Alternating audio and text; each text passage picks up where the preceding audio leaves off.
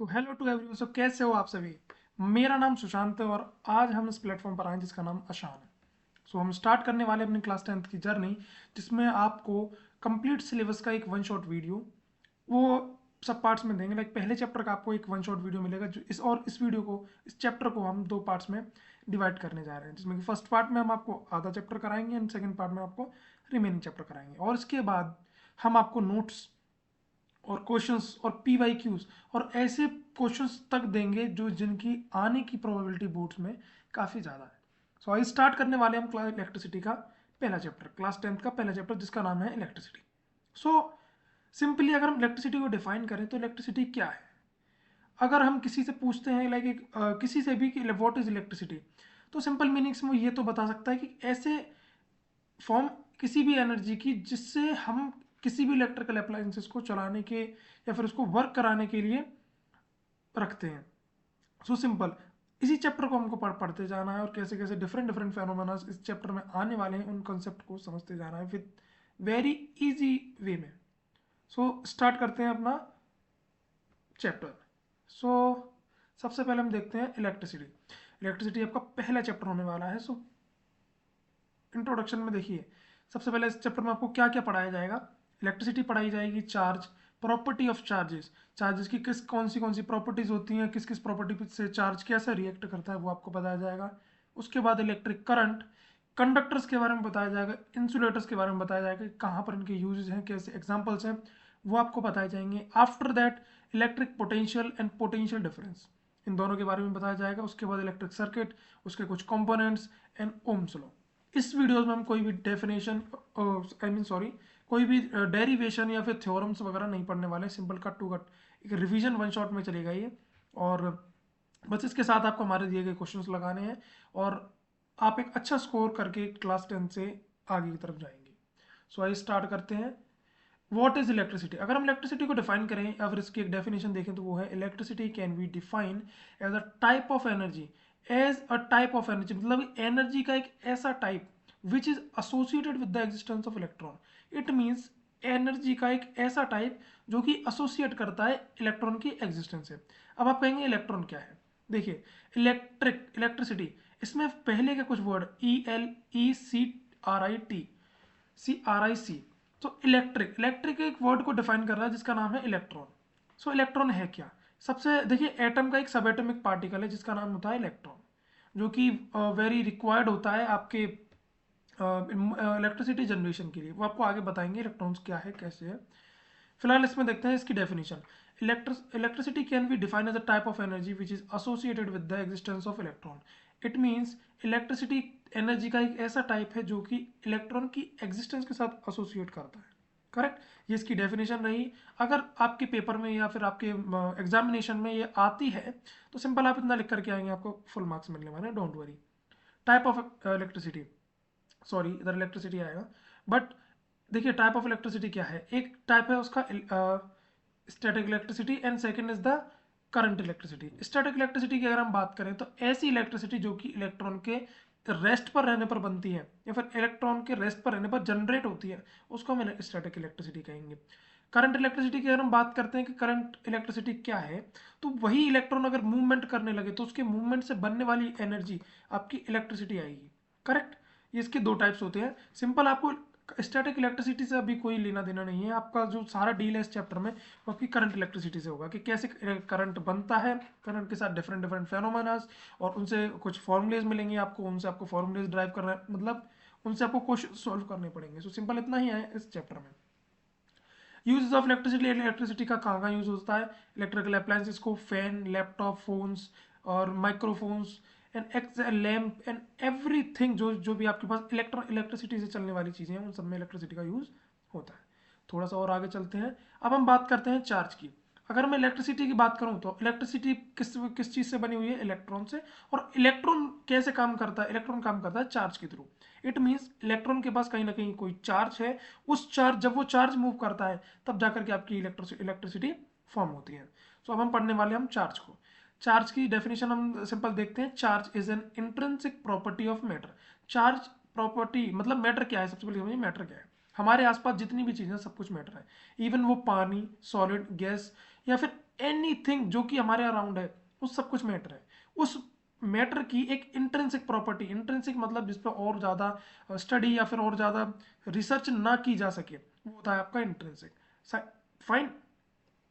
सो intrinsic देखिए, intrinsic की अगर हम बात करते हैं तो मैटर का एक ऐसी प्रॉपर्टी, इंट्रिंसिक प्रॉपर्टी, हम उसको बोलते हैं चार्ज। करेक्ट। दूसरी डेफिनेशन देखते हैं, the fundamental property of matter that associated with the Ryzen of force of attraction and repulsion. It means matter की एक ऐसी प्रॉपर्टी, फंडामेंटल प्रॉपर्टी जो एसोसिएट करती है फोर्स ऑफ अट्रैक्शन और रिपल्शन। मतलब किन्हीं दो बॉडीज पर एक ऐसी प्रॉपर्टी होगी, दो बॉडीज की एक ऐसी प्रॉपर्टी होगी जो कि उनको या तो अट्रैक्ट या फिर रिपल्शन करने पर मजबूर कर देगी। उसी प्रॉपर्टी को हम बोलते हैं चार्ज। तीसरी एक definition, the physical property of matter that causes it to experience a force when placed in electromagnetic force. Electromagnetic force क्या होते हैं वो आपको आगे पता पड़ेगा। सिंपल, बट मैं आपको ऐसा बता सकता हूँ कि इलेक्ट्रॉन से एक ऐसी प्रॉपर्टी निकलती है जिससे कि वो मैग्नेटिक बिहेवियर दिखाने लगते हैं। उस फोर्स को हम इलेक्ट्रोमैग्नेटिक फोर्स कहते हैं। वो मैटर की एक ऐसी फिजिकल प्रॉपर्टी जो कि उनको एक फोर्स का एक्सपीरियंस कराती है जब वो एक इलेक्ट्रोमैग्नेटिक फोर्स के बीच में रख दिए जाए या फिर इलेक्ट्रोमैग्नेटिक फोर्स के अंडर में रख दिए जाए। तो जो प्रॉपर्टी जो शो करेगी मैटर की, उस वो एक एक्सपीरियंस फोर्स को एक्सपीरियंस कराएगी, उसी को हम बोलते हैं चार्ज। करेक्ट। हम थोड़ा सा और आगे चलते हैं। इसमें देखिए, एक पॉजिटिव और एक नेगेटिव चार्ज है। ये अगली इसमें प्रॉपर्टीज में आ जाएगा कि चार्ज कैसे प्रॉपर्टी करता है। बट चार्ज होता किस पर है? चार्ज होता है इलेक्ट्रॉन्स पर। सो हम थोड़ा सा आगे चलेंगे एंड नाउ अब हम चलते हैं आगे इलेक्ट्रॉन्स के। देखिए, मैंने आपको बताया था इलेक्ट्रिसिटी, इलेक्ट्रिसिटी किससे बनती है? इलेक्ट्रॉन से। इलेक्ट्रॉन के ऊपर था चार्ज। तो इलेक्ट्रॉन जब हमें चार्ज की स्टडी करनी है तो हमको इलेक्ट्रॉन समझना पड़ेगा। सो उसको समझने के लिए हम चलते हैं आपके इलेक्ट्रॉन के लिए। देखिए इलेक्ट्रॉन क्या है, ये पूरा है एक एटम। एटम एटम के अंदर जितना ही फेनोमेन होता है, जब वो एटम की डिस्कवरी की गई तब वो ये बताया गया कि एटम जो है वो सबसे स्मॉलेस्ट पार्टिकल है in the world. But after that जैसे जैसे उसकी डिस्कवरीज होती रही, हमको पता पड़ा कि उनके अंदर, आई मीन एटम के अंदर तीन सब एटॉमिक पार्टिकल्स हैं। पहला है आपका electron, second is the proton, third one is the neutron. जिसमें कि उसके अंदर जो न्यूक्लियस वाले पार्ट में रहते हैं, न्यूक्लियस का मतलब जो बिल्कुल सेंटर का पार्ट होगा उस एटम का, उसके अंदर न्यूट्रॉन और प्रोटॉन स्टेबली वहीं पर रहते हैं, इवन बिना रिपल्शन के और बिना अट्रैक्शन के। वो क्यों? क्योंकि प्रोटॉन पर चार्ज है, प्लस पॉजिटिव चार्ज है, और न्यूट्रॉन पर जो चार्ज है वो है न्यूट्रल। सो न्यूट्रल और पॉजिटिव कोई भी रिपल्शन या कोई भी अट्रैक्शन शो नहीं करेंगे, बट और इसीलिए से इनको न्यूक्लियस के अंदर रखा गया है। बट इलेक्ट्रॉन इसके सराउंडिंग मूव करता रहता है, इसके अराउंड रिवॉल्व करता रहता है, इसके अराउंड रिवॉल्व करता रहता है। करेक्ट। सो सिंपल, हमारा जो चैप्टर है, इस चैप्टर में हमारा चार्ज और इलेक्ट्रॉन की बात की गई है। इट मीन्स हमको प्रोटॉन और न्यूट्रॉन से कोई भी लेना देना नहीं है। हमारा जो सारा कंसेप्ट घूमने वाला है वो इस इलेक्ट्रॉन के आजू बाजू घूमने वाला है। करेक्ट। हमको सिंपली हमको समझना किसको? इस इलेक्ट्रॉन को। अगर हमने इलेक्ट्रॉन समझ लिया तो इट मीन्स इस पूरे चैप्टर में हमको कोई भी दिक्कत आने वाली नहीं। तर समझते हैं। The subatomic particle of an atom which is known as electron and responsible for electricity. It means subatomic particle, एक एटम का एक सब एटॉमिक पार्टिकल जिसको हम इलेक्ट्रॉन बोलते हैं और जो कि रिस्पॉन्सिबल होता है आपकी इलेक्ट्रिसिटी के लिए, जिस पर चार्ज है 1.6 इंटू 10⁻⁻19 कूलाम। और चार्ज की जो ऐसा यूनिट होती है वो भी कूलाम होती है, वो आगे देखेंगे। और मास, जो इसका मास है वो है 9.1 इंटू 10⁻31 किलोग्राम। और आगे चलते हैं थोड़ा सा। अब हम देखते हैं इसकी चार्ज की प्रॉपर्टीज। देखिए properties, there are the two type of charges. Charges आपके दो तरीके के होते हैं। पहला आता है positive charges, second one is the negative charge. Correct. अब देखिए, जैसा कि आपको मैंने पहले इस डायग्राम में आपको दिखा होगा, एक पॉजिटिव चार्ज और एक नेगेटिव चार्ज। करेक्ट। थोड़ा सा और आगे चलते हैं। Property, like charges repel each other, unlike charges attract each other. देखिए इस पॉइंट को मार्क कीजिए, like charges repel each other and unlike charges attract each other. मैं इसको देखता हूँ, मैं इसको यहाँ पर करता हूँ मार्क। ठीक है ना, इसको इस तरीके से मैंने मार्क कर लिया। इसमें लिखा है आपका like charges repel each other and unlike charges attract each other. ठीक है ना, ये वर्डिंग मैंने आपको बताई है। देखिए इसमें आपको दिख रहा होगा कि लाइक चार्जेस, ये माइनस और ये भी माइनस। इट मीन्स अगर ये माइनस है और ये भी माइनस है तो आपस में ये क्या कर रहे हैं? ये कर रहे हैं रिपल्शन। ये पॉजिटिव और ये भी पॉजिटिव, तो ये भी आपस में क्या कर रहे हैं, रिपेल। और unlike charges attract each other, it means ये पॉजिटिव और ये नेगेटिव होने की वजह से ये आपस में क्या कर रहे हैं, अट्रैक्शन। आगे चलते हैं, इसमें हम चलते हैं, इसमें 1 minute, it is all link. देखिए तीसरे अगली प्रॉपर्टी पे चलते हैं, charge can neither be created और nor be destroyed. It means charge को हम ना बना सकते हैं और ना ही बिगाड़ सकते हैं, वो केवल ट्रांसफर किया जाता है एक बॉडी से दूसरी बॉडी पे। चार्ज ना बना सकते हैं, एक बार फिर मैं बोलता हूँ, चार्ज नाइदर बी क्रिएटेड और nor be destroyed. It means उसको ना ही बनाया डेवलप किया जा सकता है और ना ही खत्म किया जा सकता है, केवल उसको हम ट्रांसफर कर सकते हैं एक बॉडी से दूसरी बॉडी के ऊपर। करेक्ट। अगली बार पे चलते हैं, अगली प्रॉपर्टी पे, वो है आपका electric charges scalar quantity. Sir electric charges scalar quantity, scalar का मतलब क्या है? स्केलर, देखिए मैं आपको, आपने अभी नहीं सुना होगा इन वर्डों के बारे में जो मैं बताने जा रहा हूँ आपके सामने, वो ये है कि electric charge is a scalar quantity. It means scalar, देखिए स्केलर से आपको डिफाइन समझ में आ रहा होगा, स्केल, स्केल का मतलब मेजरमेंट, या जिस चीज को हम केवल मेजर कर सकते हैं। इट मींस इलेक्ट्रिक चार्ज के पास कोई भी डायरेक्शन नहीं है। देखिए इसमें आपके दो कॉन्सेप्ट होते हैं, scalar quantity and vector quantity. Correct, पहले इनको समझते हैं, what is scalar quantity and what is vector quantity. अगर हम स्केलर क्वांटिटी की बात करें तो ऐसी क्वांटिटीज जिनको हम केवल मेजर कर सकते हैं उनको हम बोलते हैं स्केलर क्वांटिटी, बताऊंगा एग्जांपल्स के थ्रू। और वेक्टर क्वांटिटी वो होती हैं जिनको हम मेजर कर सकते हैं विद द डायरेक्शन। करेक्ट। अब देखिए 9th क्लास में आप पढ़ करके आएंगे वेलोसिटी, एक्सेलरेशन, डिस्प्लेसमेंट, इनको हम बोलते हैं वेक्टर क्वांटिटीज।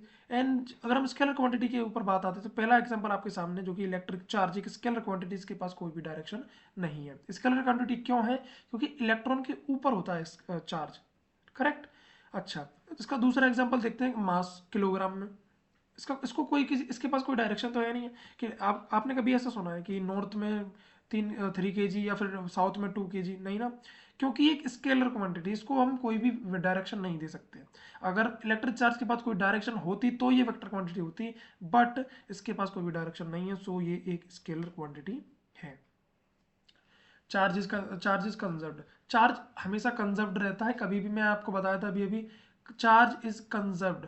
और चार्ज एक और प्रॉपर्टी होती है, वो यहाँ नहीं लिख पाई है, उसका नाम है चार्ज इज क्वांटाइज्ड। देखिए चार्ज हमेशा क्वांटाइज्ड रहता है, इट मीन्स वो इंटीग्रल फॉर्म में ही, देखिए लिखा, sorry, quantization of charge, the charge can only exist in integral multiple of electron. It means charge हमेशा इंटीग्रल ही एक दूसरे में ट्रांसफर कर पाएगा।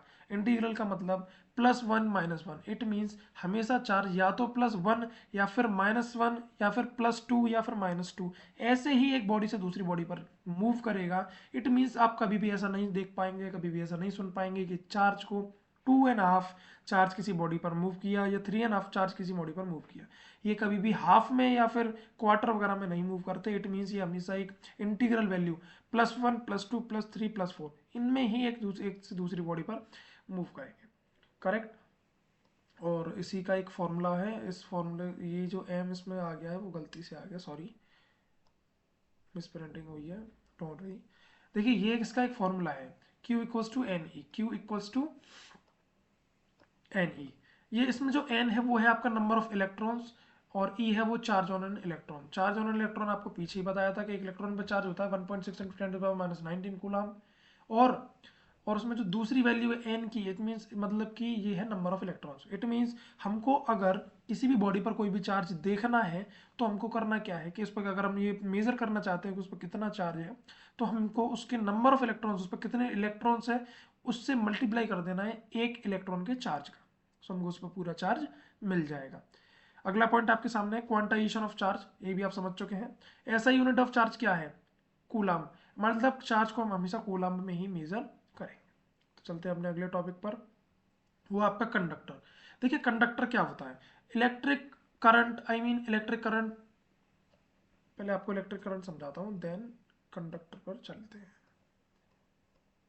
इलेक्ट्रिक करंट, अब हम समझते हैं अपना इलेक्ट्रिक करंट। ये आपका पहला ऐसा कंपोनेंट है जिसकी आपको बहुत ज़्यादा जरूरत पड़ने वाली पूरे इस चैप्टर में। इलेक्ट्रिक करंट क्या है? अगर हम इसको डेफिनेशन के थ्रू समझें, the rate of flow of charge per unit time is known as electric current. It means charge के फ्लो होने की रेट को हम बोलते हैं इलेक्ट्रिक करंट। करेक्ट। दूसरी डेफिनेशन, पहले हम डेफिनेशन समझते हैं, उसके बाद मैं आपको एलेबोरेट करता हूँ। The battery pushes the free electron it's charge towards the another electron, then the resultant flow of charge is known as electric current।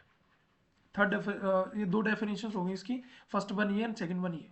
अब समझिए पहली की डेफिनेशन। इट मींस किसी एक इलेक्ट्रॉन पर कोई चार्ज है, उसने किया क्या, उसने अपना चार्ज किसी दूसरे इलेक्ट्रॉन को दिया, और उस इलेक्ट्रॉन का चार्ज किसी तीसरे इलेक्ट्रॉन पे गया, और उस तीसरे इलेक्ट्रॉन का चार्ज किसी चौथे इलेक्ट्रॉन पे गया। इट मींस ये जो चार्ज ट्रांसफर हो रहा है from one electron to another, तो ये क्या कर रहा है, ये एक फ्लो बना रहा है।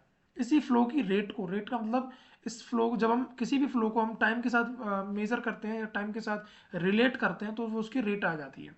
करेक्ट। तो मतलब कि उस फ्लो की रेट को हम बोलते हैं इलेक्ट्रिक करंट। करेक्ट। दूसरी वाली डेफिनेशन समझते हैं। देखिए एक बैटरी क्या होता है, जैसे कि मान के चलिए ये आपके पास कोई कंडक्टर है। करेक्ट। इसमें कहीं ना कहीं फ्री इलेक्ट्रॉन्स होते, तो उसमें लिखा है the battery pushes the free electron it's charge towards the another electron. It means जब हमने इससे कोई बैटरी कनेक्ट कर की, इट मीन्स यहाँ से आपको समझाता हूँ। लाइक देखिए मैंने इससे कोई भी एक बैटरी कनेक्ट कर दी। करेक्ट।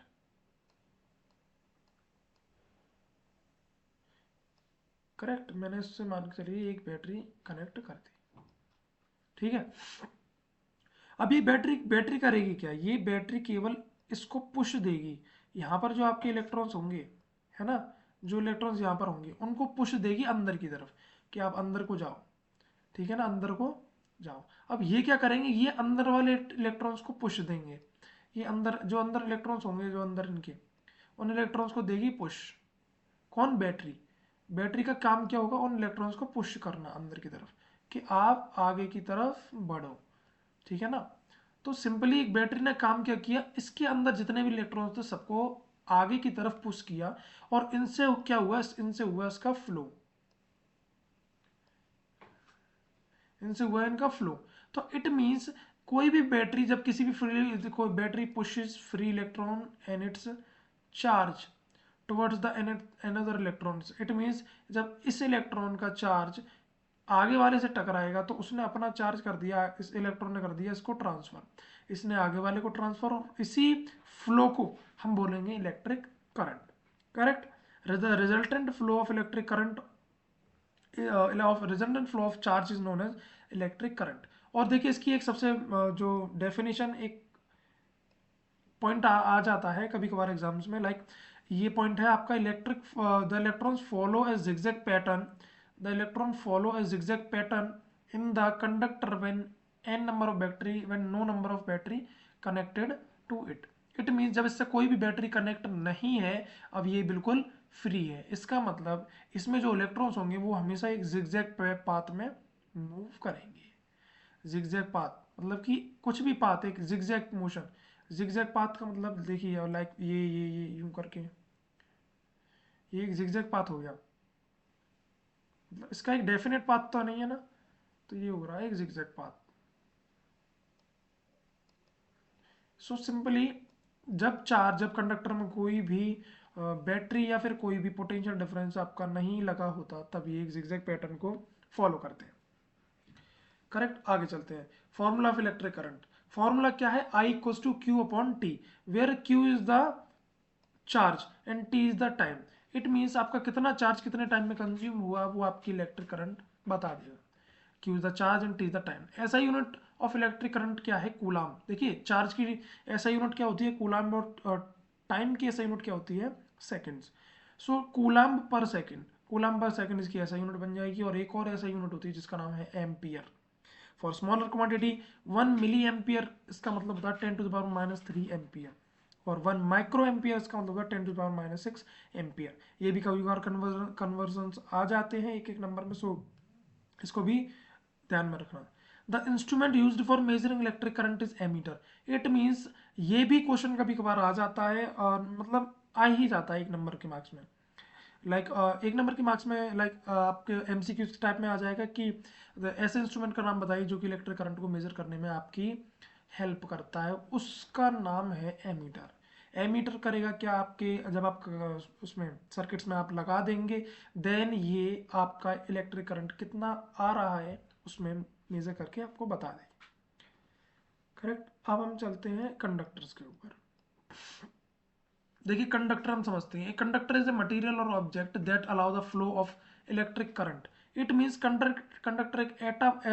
कंडक्टर एक ऐसा मटेरियल या ऑब्जेक्ट है जो कि अलाउ करता है अपने इलेक्ट्रिक करंट के फ्लो को। इट मीन्स अगर मेरे पास कोई भी लाइक वायर है, इस वायर में क्या है, ये एक वायर मान के चलिए कॉपर का वायर है। करेक्ट। इस कॉपर के वायर में क्या है, इस कॉपर के वायर में एक ऐसा कंडक्टर है जो कि इलेक्ट्रिक करंट के फ्लो को अलाउ कर देगा। अगर मैं इधर से वायर लगाता हूँ इस वायर में या फिर इस कंडक्टर में, तो ये सिंपली क्या करेगा, उसके इलेक्ट्रॉन्स को, उसके चार्ज को अपने अंदर फ्लो कराना अलाउ कर देगा।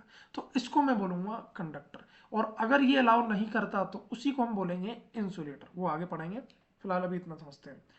कंडक्टर टिपिकली है free electron that can move easily in response to an electric field. It means conductor के पास फ्री इलेक्ट्रॉन्स होते हैं, कंडक्टर के पास फ्री इलेक्ट्रॉन्स होते हैं जो कि दैट कैन मूव इजीली, जो कि आसानी से मूव कर सकते हैं in response to an electric field. और जब उनको इलेक्ट्रिक फील्ड के कॉन्टेक्ट में लेकर के आते हैं तो वो आसानी से अपनी मूवमेंट को शो करा सकते हैं। और उन्हीं ऐसे मटेरियल्स को या फिर ऐसे ऑब्जेक्ट्स को हम क्या बोलते हैं, कंडक्टर। थर्ड पॉइंट पे चलते हैं। Metals are the common example of good conductor. जितने भी मेटल्स होते हैं, इवन हर एक मेटल आपका एक गुड कंडक्टर होता है, because they have high density of free electron. और क्योंकि उनके पास एक हाई डेंसिटी होती है फ्री इलेक्ट्रॉन्स की, एवरी कंडक्टर के पास फ्री इलेक्ट्रॉन्स होते हैं। इसी वजह से जब उनको किसी बैटरी से या किसी पोटेंशियल डिफरेंस से कनेक्ट करते हैं तो वो अपने इलेक्ट्रॉन्स को पुश करा लेता है। इट मीन्स अपने अंदर जो फ्री इलेक्ट्रॉन्स होते हैं उनको अलाउ करा देता है मूव करने के लिए। तो ऐसे ऑब्जेक्ट्स को हम क्या बोलेंगे, कंडक्टर। एक और एग्जांपल है, copper and aluminium are commonly used as conductor in electrical wiring due to excellent conductivity.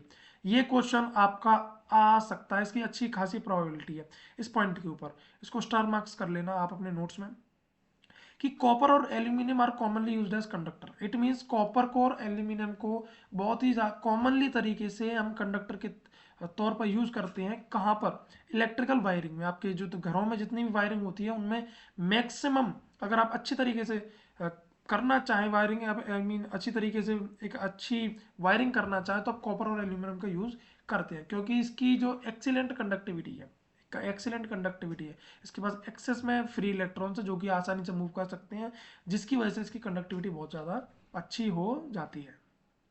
थोड़ा सा आगे और चलते हैं। सब हम समझते हैं insulator. An insulator is a material और substance that does not easily allow the flow of electric current.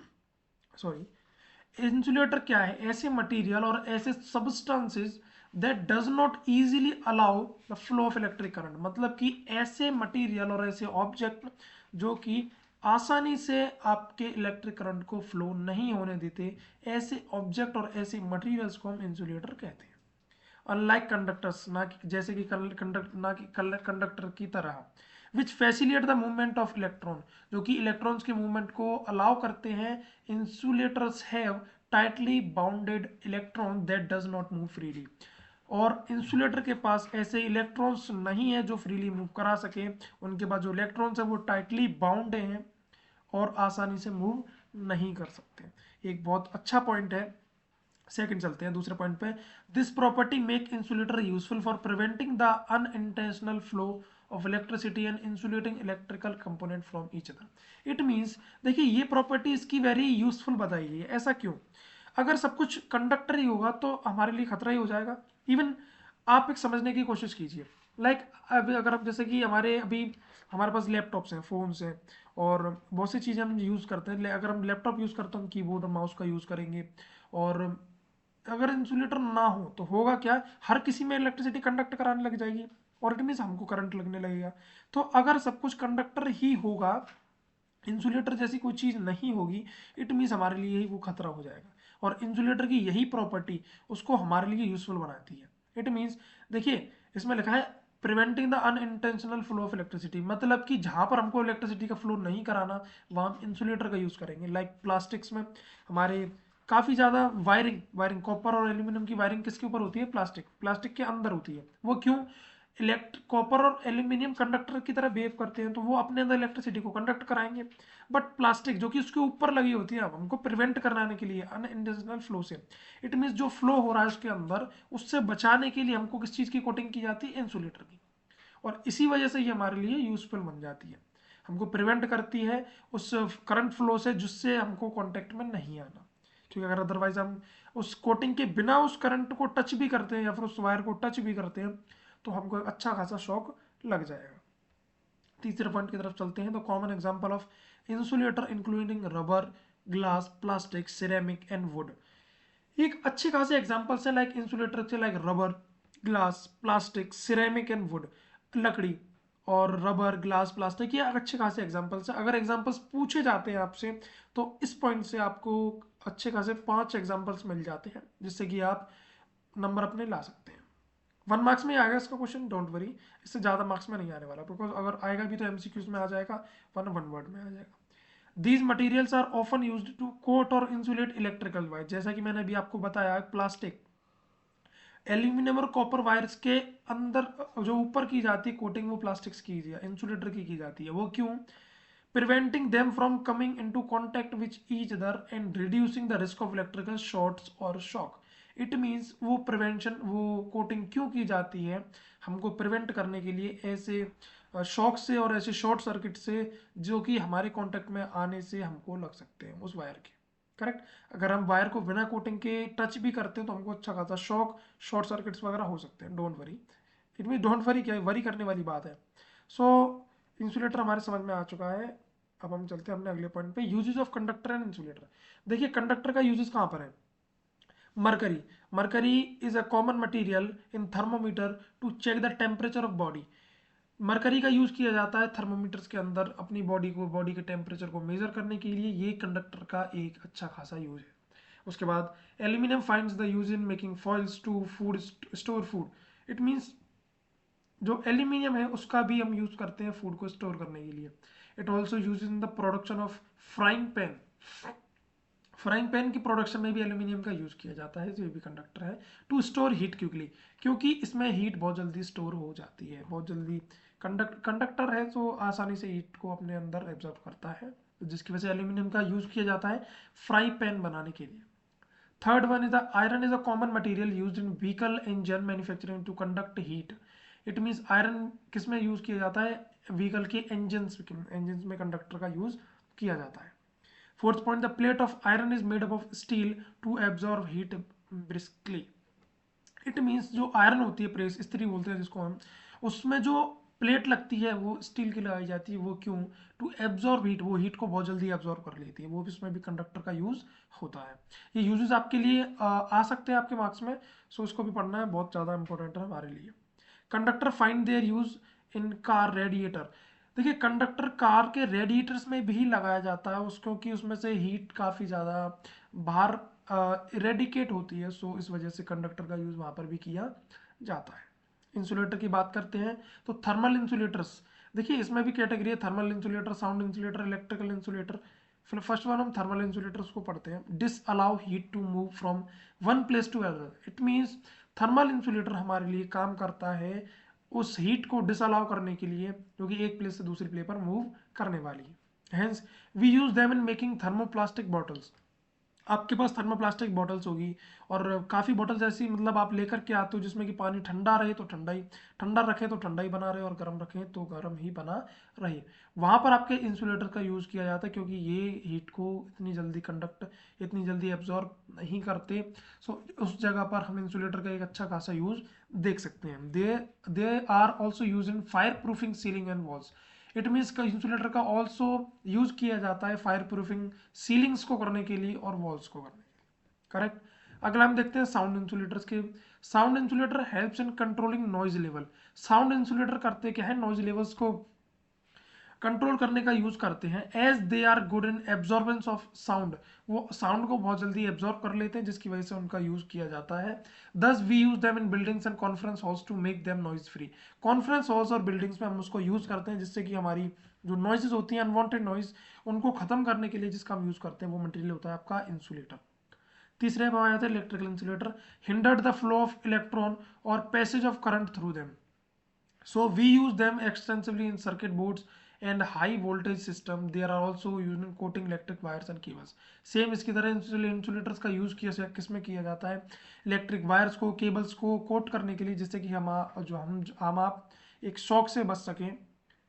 So electric conductors का इतने 1 2 3 4 5 पॉइंट्स कंडक्टर के हैं. 3 are of insulator, thermo insulator, sound insulator and electrical insulator. अब हम चलते हैं आगे. सो PYQ एक देखते हैं सिंपल सा 1 मार्क्स का. एक 2018 में आया है कि the positive charge which is responsible for the flow of electricity is known as positive charge. में इलेक्ट्रॉन, प्रोटॉन और न्यूट्रॉन, नन ऑफ दीज. आप इसका आंसर अभी वीडियो पॉज करके कमेंट बॉक्स में दे सकते हैं फॉर योर, आप अपने एग्जामिनेशन, अपने टेस्ट के लिए कि आपने अभी तक इस लेक्चर में क्या क्या पढ़ लिया. उसके लिए केवल 2 मिनट के, केवल 1 सेकंड के लिए इसको पॉज कीजिए और आंसर दे दीजिए. इवन वो गलत सही हो उसका मैटर डोंट हमको नहीं करना है, वो हम अभी आगे चेक करते हैं. सो देखिए इसमें लिखा है the positive charge which is responsible for the flow of electricity is known as electron, proton, neutron, none of this. इनमें से कौन सा ऑप्शन होने वाला है अपना? सो अगर हम ऑप्शन की तरफ देखें तो वो ऑप्शन होने वाला है हमारे लिए D. The correct option is D, none of these. The movement of electron in the opposite direction to that of electricity makes it appear that some positive charge in moving direction of electricity, but there is no flow of positive charge because proton being positively charged is bounded by nuclear force inside. It means जो ये लिखा गया statement the positive charge which is responsible for the flow of electron, ऐसा कुछ होता ही नहीं है. Positive charge कभी भी रिस्पॉन्सिबल ही नहीं हो सकता आपकी इलेक्ट्रिसिटी के फॉर्मेशन के लिए, इलेक्ट्रिसिटी की जनरेशन के लिए, इलेक्ट्रिसिटी की प्रोडक्शन के लिए. आपके कभी भी एक पॉजिटिव चार्ज रिस्पॉन्सिबल नहीं हो सकता, हमेशा इसके लिए रिस्पॉन्सिबल होता है इलेक्ट्रिसिटी. बट द क्वेश्चन इस तरीके से पूछा गया है the positive charge which is responsible for the, मतलब कि ऐसा कौन सा पॉजिटिव चार्ज होगा जो कि रेस्पॉन्सिबल होगा आपकी इलेक्ट्रिसिटी प्रोडक्शन के लिए, तो वो आपको बताना है. तो आपका आंसर हो जाएगा नन ऑफ दिस, बिकॉज ऐसा कोई पॉजिटिव चार्ज है ही नहीं जो कि आपके रेस्पॉन्सिबल हो इलेक्ट्रिसिटी फॉर्मेशन के लिए. सो आगे चलते हैं. नाउ इलेक्ट्रिक करंट हमने पढ़ लिया, फॉर्मूला हमने देख लिया, एंड पोटेंशियल डिफरेंस अपना अगला टॉपिक आता है. तो इसको हम पढ़ते हैं. देखिए पोटेंशियल डिफरेंस है क्या? The amount of work needed to move an unit charge from a reference point to a specific point against an electric field. It means आपके इलेक्ट्रिक फील्ड में, लाइक ये आपकी इलेक्ट्रिक फील्ड है, electric fields हैं, correct,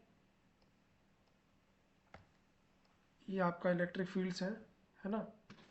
इसमें किसी एक point से एक दूसरे पॉइंट तक लाने के लिए जितना, लाइक ये पॉइंट मैं बोलता हूँ ए और इस पॉइंट को मैं बोलता हूँ बी, जितना भी अमाउंट ऑफ वर्क डन हमको नीडेड होगा इस पॉइंट से इस पॉइंट को लाने के लिए किसी भी एक यूनिट चार्ज को, उसको हम बोलेंगे potential difference. Correct. The amount of work needed to move a unit charge from a reference point to a specific point against an electric field. It means ये आपकी इलेक्ट्रिक फील्ड्स है, electric field lines. इसके against एक point से दूसरे point पर लाने के लिए जो वर्क डन नीडेड होगा एक यूनिट चार्ज को, उसको हम बोलेंगे पोटेंशियल डिफरेंस. करेक्ट. सो हम चलते हैं अगली डेफिनेशन पे. The potential difference can be describe as the difference between the electric potential between the 2 points. It means point A और पॉइंट बी के बीच में जितना भी पोटेंशियल, लाइक पॉइंट ए और पॉइंट बी की बात करता हूं मैं, point A and point B, अगर हम इन दोनों की बात करें तो इनके बीच में इसका कुछ इलेक्ट्रिक पोटेंशियल होगा और इसका कुछ इलेक्ट्रिक पोटेंशियल होगा. इन दोनों के डिफरेंस को हम पोटेंशियल डिफरेंस बोलेंगे. In a static electric field it correspond to the work needed per unit charge to move a test charge between the 2 points. मतलब पोटेंशियल डिफरेंस ऐसा वर्क डन है, ऐसा अमाउंट ऑफ वर्क डन है जो कि हमको need पड़ेगा एक यूनिट पॉजिटिव चार्ज, एक यूनिट ऑफ चार्ज को मूव कराने के लिए, टेस्ट चार्ज को, जिसको हम पॉजिटिव चार्ज टेस्ट चार्ज बोलेंगे, उसको मूव कराने के लिए इन दोनों पॉइंट्स के बीच में. सो अब हम चलने वाले अपने अगले टॉपिक पर जो कि इसमें कंटिन्यू रहने वाला है. The work done in moving a unit of positive electric charge from one point to another. एक अगली डेफिनेशन और एक और डेफिनेशन है उसी सेम पॉइंट की. Simply the potential difference are also known as battery. ये आपका क्वेश्चन 1 नंबर में आ सकता है कि नेम द पोटेंशियल डिफरेंस, या फिर किसी एक पोटेंशियल डिफरेंस का नेम बताइए. सो ये आपका एमसीक्यूज के तरीके से भी आ सकता है, एमसीक्यूज वाइज, लाइक बैटरी एक पोटेंशियल डिफरेंस है, या फिर बैटरी पोटेंशियल डिफरेंस की कौन कौन सी टाइप्स है, ये भी आपसे पूछा जा सकता है कि, या फिर ये पूछा जा सकता है कि इनमें से कौन सा आपका पोटेंशियल डिफरेंस है। ये 4-5 आपको ऑप्शंस दे देंगे एंड देन इनमें से कोई भी एक ऑप्शंस आपको चूज करना पड़ेगा। तो इसमें देखिए पॉइंट बता रहा है आपको कि simply potential difference is also known as battery. Potential difference को हम बैटरी भी से भी जानते हैं, वोल्टेज से भी जानते हैं, और इलेक्ट्रिक प्रेशर उसको भी हम पोटेंशियल डिफरेंस ही बोलते हैं, और इलेक्ट्रिक टेंशन को भी हम पोटेंशियल डिफरेंस ही जानते हैं। फॉर्मूले की तरफ चले तो V equals to W upon Q. V is the work done and Q is the charge. Work done in moving a unit positive charge from one point to another, it means work done उस positive charge को लाने में कितना किया जा रहा है, वो आपका पोटेंशियल डिफरेंस है। सिंपल ये इसका फॉर्मूला है, जहां पर V एक पोटेंशियल डिफरेंस है, W is the work done in bringing the charge from infinity to a point. It means infinity से किसी पॉइंट को, किसी चार्ज को लाने में कितना वर्क डन किया जा रहा है, वो आपका W है, और Q आपका चार्ज है। ऐसा यूनिट देखी जाए तो उसकी वर्क डन की ऐसा यूनिट होती है जूल, और कूलाम होती है चार्ज की ऐसा यूनिट। तो जूल पर कूलाम आपकी ऐसा यूनिट हो जाएगी। और वोल्टेज और हम वोल्ट भी सिंपल लिख सकते हैं, तो ये दोनों आपकी ऐसा यूनिट हो जाएंगी। सो हम चलते हैं अगले पॉइंट पे, जो कि आपका इलेक्ट्रिक सर्किट। देखिए इलेक्ट्रिक सर्किट क्या है, a closed and continuous path on which the electric current flow is known as electric circuit। एक क्लोज्ड, देखिए ये एक क्लोज्ड पाथ है, ये पूरा एक क्लोज्ड पाथ है। इट मीन ये कहीं से भी ओपन नहीं है, और कॉन्टिन्यूस है, कॉन्टिन्यूटी है, कहीं ब्रेक तो नहीं हुआ। तो एक closed end continuous path on which electric current flow, जिस पर इलेक्ट्रिक करंट फ्लो हो जाए, उसको हम बोलते हैं electrical circuit. A source of electrical power, battery, load, or switches connected together through wire forms an electric circuit।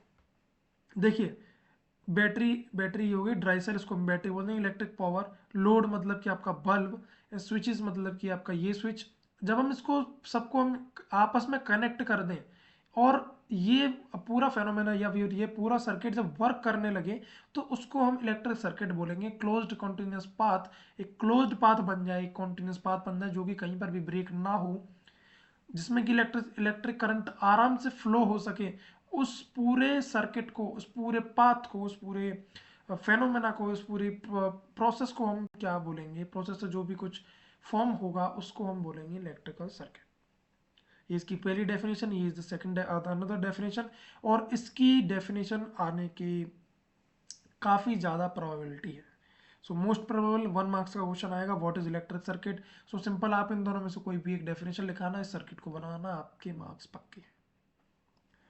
Components के बारे में पढ़ते हैं। ये कंपोनेंट्स आपको इलेक्ट्रिक सर्किट बनाने में काम देंगे, सो इसको भी पढ़ना थोड़ा सा हमारे लिए इंपॉर्टेंट है। There are many components of element of an electric circuit. So पहला आपका कंपोनेंट है कनेक्टिंग वायर्स। अगर हम किन्हीं दो वायर्स को कनेक्ट करते हैं तो हमको इस तरीके से शो कराना पड़ेगा, लाइक पहला ये wire and another wire is connecting to this.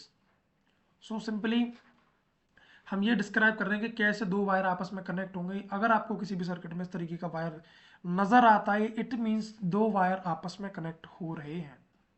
अगर हम चलते हैं रजिस्टर और रियोस्टेट पे, it consist of wire of manganese and constantan alloy.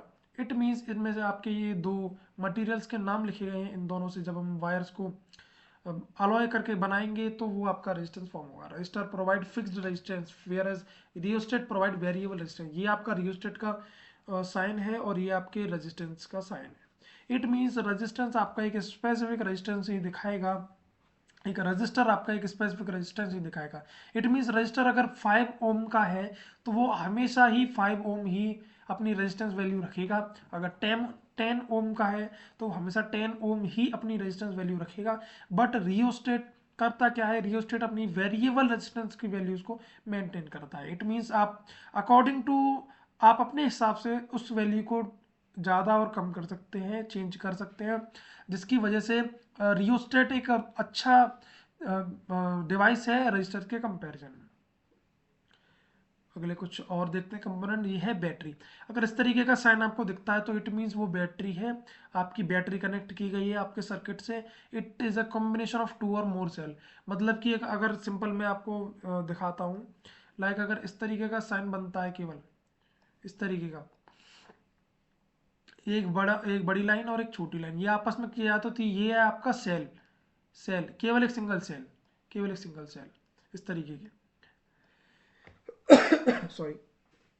But battery जब कॉम्बिनेशन हम कर देंगे दो या दो सेल से ज़्यादा, एक सेल ये, एक सेल ये और एक सेल ये, तो ये तीन सेल हैं, कितने हैं, तीन सेल।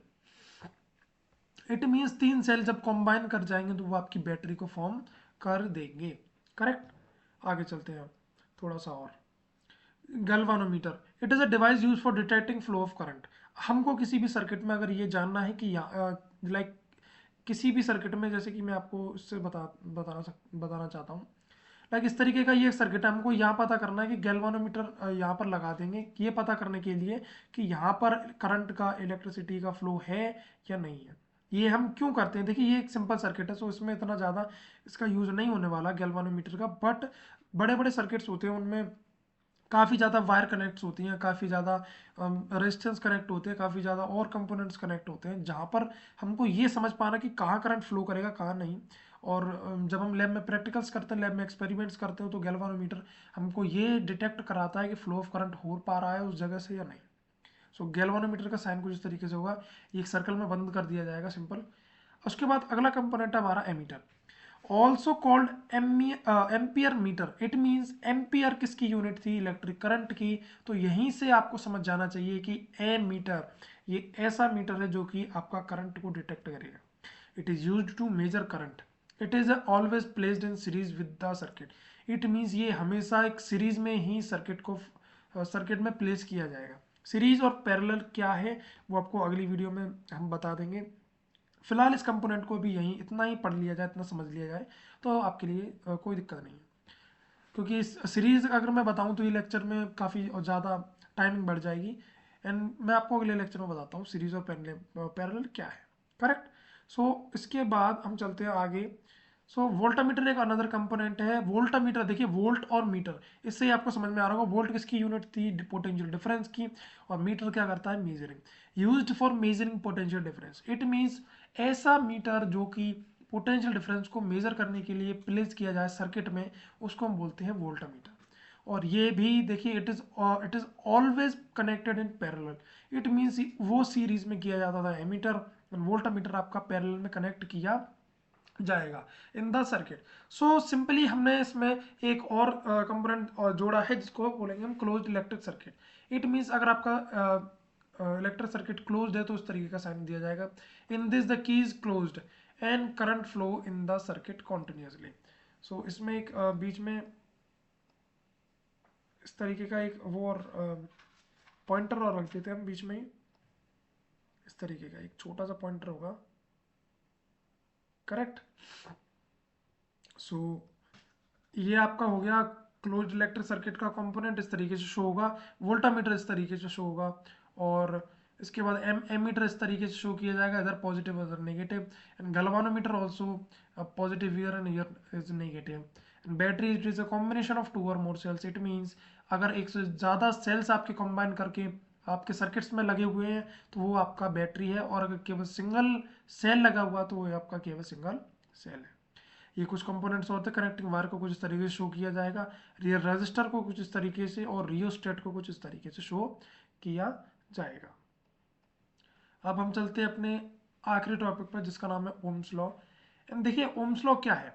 ओम्स लॉ एक ऐसा लॉ है जिसको पोटेंशियल डिफरेंस और इलेक्ट्रिक करंट के थ्रू बनाया गया है। करेक्ट। हम इसकी डेफिनेशंस के थ्रू अगर हम बात करें तो physical conditions remaining same, it means temperature और प्रेशर अगर सेम रहा, the electric current flowing through the conductor, मतलब कंडक्टर से फ्लो करने वाला इलेक्ट्रिक करंट डायरेक्टली प्रोपोर्शनल होगा to the potential difference across the two ends of the conductor. It means तो physical conditions remaining same, temperature और pressure अगर same रहता है तो इलेक्ट्रिक करंट पोटेंशियल डिफरेंस की हमेशा डायरेक्टली प्रोपोर्शनल रहेगी। करेक्ट। और डायरेक्टली प्रोपोर्शनल और इन्वर्सली प्रोपोर्शनल क्या है, इसका वीडियो का लिंक हम आपके डिस्क्रिप्शन बॉक्स में डाल देंगे। तो उसमें से जाकर के आप अपना, अगर आपको ये समझ में आ रहा तो कोई दिक्कत नहीं है, अगर नहीं समझ में आ रहा तो आप जाकर के वो वीडियो वहाँ से देख सकते हैं। Correct. To the potential difference, इसका मतलब आपका जो इलेक्ट्रिक करंट है वो डायरेक्टली प्रोपोर्शनल है पोटेंशियल डिफरेंस के। जब हम एक प्रोपोर्शनलिटी कांस्टेंट हटेगा तो इसमें एक प्रोपोर्शनल हटेगा, प्रोपोर्शनल का साइन हटेगा तो इसमें कांस्टेंट आ जाएगा, वो कांस्टेंट होगा आपका आर। और R को यहाँ पर बोला गया है R is a constant for which the given material wire eight given temperature is called resistance. It means जो R है वो आपका है रेजिस्टेंस, और ये ही आपके अगले टॉपिक्स हैं। आपका कॉम्बिनेशन ऑफ रेजिस्टर्स इसी पर आएगा, रेजिस्टर्स को कैसे कंबाइन किया जाता है वो भी इसी पर समझाया जाएगा। सो ये फॉर्मूला आपका दिया जाता है ओम्स लॉ के through, V equals to I R. वहीं इसको अरेंज करके I equals to V R भी हो जाता है, और R equals to V upon I भी आ जाता है। इस डेफिनेशन को अगर ओम्स लॉ पूछा जाता है तो आपको सिंपल इस डेफिनेशन को लिखना है, इन दोनों को लिखना है। Like V is directly proportional to I is directly proportional to V, और V equals to I R लिखना है इस फॉर्मूले को, और इसके एसआई यूनिट्स वगैरह लिख देना। रेजिस्टेंस एसआई यूनिट होगी रेजिस्टेंस की ओम। और नोट, अगर इस नोट को आप लिखते हैं तो आपको एक बेनिफिशियल मार्क्स और भी मिल सकता है। इट मीन्स ये आपकी एग्जाम राइटिंग को और ज़्यादा, मतलब इस क्वेश्चन में जब आप इसको नोट कर लेंगे तो आई थिंक ये क्वेश्चन और ज़्यादा अच्छा हो जाएगा। इसमें लिखा है Ohm's law is not a fundamental law of nature. It means Ohm's ऐसा लॉ नहीं है जिसको हम फंडामेंटली प्रूफ किया गया हो, like Newton's law of motion. Newton's के मोशन के लॉ के जैसे इस लॉ को कभी भी फंडामेंटली प्रूफ नहीं किया गया, मतलब कि ये कोई भी फंडामेंटल लॉ नहीं है न्यूटन्स लॉ ऑफ मोशन की तरह। It is only a statement of the way certain materials have behave in electric circuit. ये केवल एक स्टेटमेंट है जिसको बताया गया है behaviour of different different materials in the circuit, उसके थ्रू। सो ओम्स लॉ इतने काफ़ी है। और इसके बाद हम एक एक्सपेरिमेंटल वेरिफिकेशन ऑफ करते हैं ओम्स लॉ की।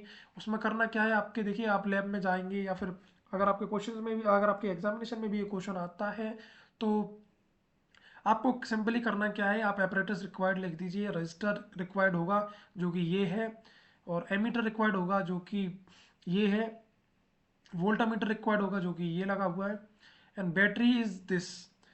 मैंने आपसे बताया था एक से ज़्यादा सेल अगर कंबाइन होकर के लगते हैं तो वो आपकी बैटरी होगा। इसमें वेक 1 2 और 3, इसमें 3 सेल्स है। इट मीन्स ये एक बैटरी की तरह बिहेव करेगा। एमीटर हमने बताया था सीरीज में लगना है तो वो सीरीज में लगा हुआ है। इट मीन्स सीरीज इस तरीके से एक ही लाइन में अगर कोई चीज़ लगी हुई है, लाइक रजिस्टर भी एक ही लाइन में और एक ही लाइन में ये एमीटर लगेगा, तो इट मीन्स वो आपका सीरीज में लगा हुआ है। और वोल्टामीटर हमने बताया था पैरेलल में लगना है। इट मीन्स ये रहे आपका रेजिस्टेंस, और इसके पैरेलल मतलब कि एक ही लाइन में पैरेलली, ये इधर और ये उधर पैरेलली, इसके पैरेलल लगा हुआ है क्या आपका वोल्टामीटर। प्लग की मतलब कि ये, और रियोस्टेट, रियोस्टेट हो गया ये। रियोस्टेट मैंने आपको बताया था एक वेरिएबल रेजिस्टेंस होता है जो जिसका यूज़ किया जाता है डिफरेंट डिफरेंट रेजिस्टेंस को मेंटेन करने के लिए, उसको चेंज करने के लिए इन अ सर्किट। इट मीन्स ये रियोस्टेट करेगा क्या, ये रियोस्टेट सिंपली आपके जो सर्किट में रेजिस्टेंस है उसको मेंटेन करेगा, उसको चेंज करता रहेगा।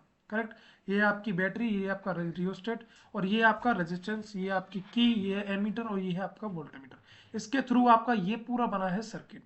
अब मैंने आपको पिछले में कंपोनेंट्स समझाए थे कि कैसे कंपोनेंट, देखिए इसमें मैंने आपको बताया कि वोल्टामीटर पैरेलली कनेक्ट हुआ है, तो ये वोल्टामीटर आपका पैरेलली ही कनेक्ट हुआ, ये एमीटर आपका सीरीज में कनेक्ट हुआ है। अब आपको एक्सपेरिमेंटल वेरिफिकेशन करने के लिए करना क्या है वो आप समझिए। प्रोसीजर पे आते हैं। Initially the key is closed, आपकी की क्लोज्ड है in this diagram. So the rheostat is adjusted to get the minimum reading in ammeter. It means rheostat को तब तक हमको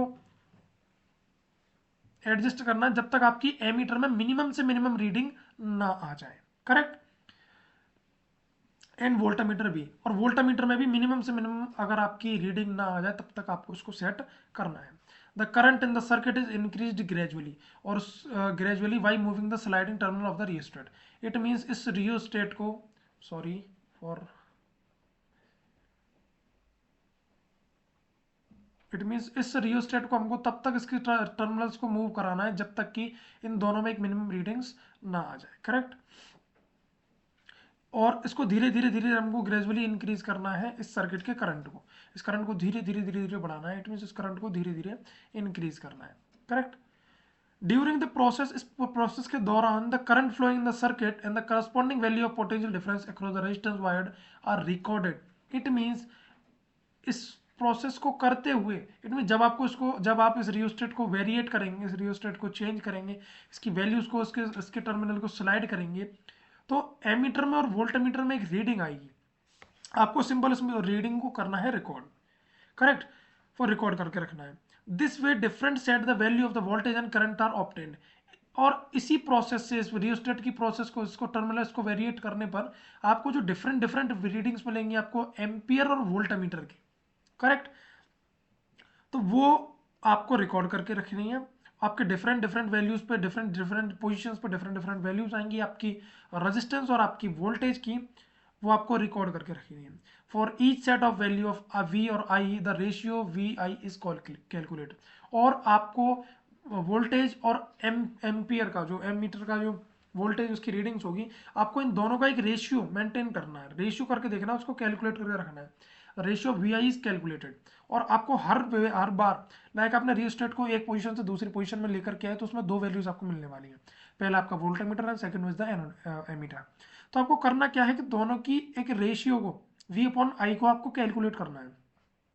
when you calculate the ratio V upon I for each case, जब आप हर किसी case का we आई आप major कर लेंगे, आप कैलकुलेट कर लेंगे, you will come to notice, और आप एक चीज नोटिस करेंगे कि that is almost the same, कि हर रेशियो माई लाइक मैंने अगर रियोस्टेट लाइक मेरे पास, मैं आपको समझाता हूँ, लाइक ये एक रियोस्टेट है, करेक्ट। मैंने इस पोजीशन में, जब मैं इस पोजीशन में रखूंगा अपने रियोस्टेट के टर्मिनल को, तो मेरे पास दो वैल्यूज आएंगी, एक पोटेंशियल डिफरेंस की और एक वोल्टामीटर में और एक एमीटर में, करेक्ट। दोनों की मेरे को वैल्यूज निकालनी है, और वैल्यूज निकालने के बाद मेरे को उनका रेशियो निकालना है।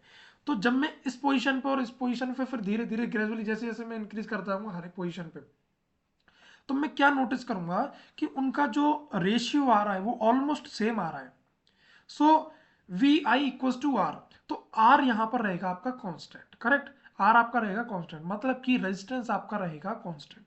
प्लॉट अ ग्राफ, फिर आपको एक ग्राफ बनाना है, current against the potential difference, potential difference और करंट का आपको एक ग्राफ बनाना है। It will be a straight line, और वो ग्राफ उन वैल्यूज को जब आप उस ग्राफ पे प्लॉट करेंगे तो वो ग्राफ आपके सामने एक स्ट्रेट वैल्यू को फॉर्म कर देगा, स्ट्रेट लाइन को फॉर्म कर देगा। यही शो करता है कि current is proportional to the potential difference, और यही चीज वो ग्राफ शो करेगा, उस ग्राफ का जो स्ट्रेट लाइन होगी वो यही शो करेगी कि करंट आपका प्रोपोर्शनल है पोटेंशियल डिफरेंस के। सो अगर आपके क्वेश्चन में, अगर आपके क्वेश्चन पेपर में, एग्जाम में इस तरीके का क्वेश्चन आता है कि एक्सपेरिमेंटली इसको वेरीफाई कीजिए ओम्स लॉ को, तो सिंपल आपको एपरेटस रिक्वायर्ड करना है, और ये पॉइंट्स है, इसको समझ आप गए होंगे कि सबसे पहले आपको करना क्या है कि क्लोज रियोस्टेट को एडजस्ट करना है मिनिमम रीडिंग्स लेने के लिए एमीटर और वोल्टमीटर की। Second point, the current in the circuit increase, और धीरे धीरे उस करंट को बढ़ाना है and sliding the terminal, rheostat के टर्मिनल को स्लाइड कर करके। During the process, the current flowing in the circuit and the corresponding value of the potential difference across the resistors wire are recorded. और इन दोनों values को आपको gradually record करना, जैसे आप रियोस्टेट के टर्मिनल्स को वेरिएट करते हैं, उसको मूव कराते हैं, चेंज करते हैं। दिस वे डिफरेंट सेट, और इसी वे से आपको देखिए third point, different different set से आपको डिफरेंट डिफरेंट वैल्यूज मिलने वाली हैं, और उनको आपको ऑब्टेंड करके, तो उन दोनों को आपको कैलकुलेट, उनको आपको रिकॉर्ड करके रखना है। For each set of value, हर एक सेट के वैल्यू से आपको वी आई की वैल्यू मिलेगी, उन वैल्यूज को रिकॉर्ड करना, उस वैल्यू को कैलकुलेट करना। वैन यू कैलकुलेट, जब आप इसको कैलकुलेट करेंगे तो आपको एक चीज नोटिस में आएगी, you will come to notice, और आपको एक चीज नोटिस होगी कि सबकी वैल्यू ऑलमोस्ट द सेम है। So V I ratio equals to R constant होगा, it means resistance always remains constant. Plot है ग्राफर्स को ग्राफ बनाना है, सिंपल आप ग्राफ पेपर ले जाइएगा सो एग्जामिनेशन में, अदरवाइज आपको वहीं प्रोवाइड किया जाएगा। सो उन दोनों वैल्यूज को जब आप प्लेस करेंगे, जब आप प्लॉट करेंगे उस ग्राफ पेपर पे, तो वो आपको एक स्ट्रेट लाइन फॉर्म करके दे देगी, और वही शो करेगा कि करंट जो है वो डायरेक्टली प्रोपोर्शनल है पोटेंशियल डिफरेंस के। सो इस वीडियो में हमने काफ़ी कुछ पढ़ा, काफ़ी हमने टॉपिक्स को क्लियर किया, लाइक इंट्रोडक्शन के थ्रू हमने इलेक्ट्रिसिटी भी पढ़ लिया, चार्जेस भी पढ़ लिए, प्रॉपर्टी ऑफ चार्जेस भी पढ़ा, इलेक्ट्रिक करंट भी पढ़ा, कंडक्टर्स और इंसुलेटर्स के बारे में पढ़ा, ये पॉइंट भी हुआ, इलेक्ट्रिक सर्किट्स भी हुआ, ओम्स लॉ भी हुआ, और एक्सपेरिमेंटल वेरिफिकेशन भी किया हमने ओम्स लॉ का। सो सिंपल इस लेक्चर को हम करते हैं यहीं पे ख़त्म, बाकी बचे टॉपिक्स को हम अगले लेक्चर में लेकर के आएंगे, experimental verification the last topic. And after that thank you so much for sorry connecting us, and for आपके इतने अटेंशन के लिए, और आपने इस लेक्चर को अच्छे से देखा होगा। आई होप आपको ये पूरा समझ में आएगा। नोट्स आपको डिस्क्रिप्शन बॉक्स में मिल जाएंगे, और अपनी प्रिपरेशन को जारी रखिए, बिकॉज एग्जामिनेशन आपके आने वाले हैं। हम आपको वीडियोस रिक्वायर्ड आपको देते रहेंगे, don't worry about anything, because आशान आपके साथ है। डिफरेंट डिफरेंट क्वेश्चंस आपको मिलेंगे, पीडीएफ नोट्स मिलेंगे, और आपको PYQs और मोस्ट प्रोबेबल क्वेश्चंस की ऑल्सो शीट दे देंगे, और आपको सॉल्यूशंस भी देंगे, don't worry. So thank you for your attention again and connect with Asha. Thanks a lot.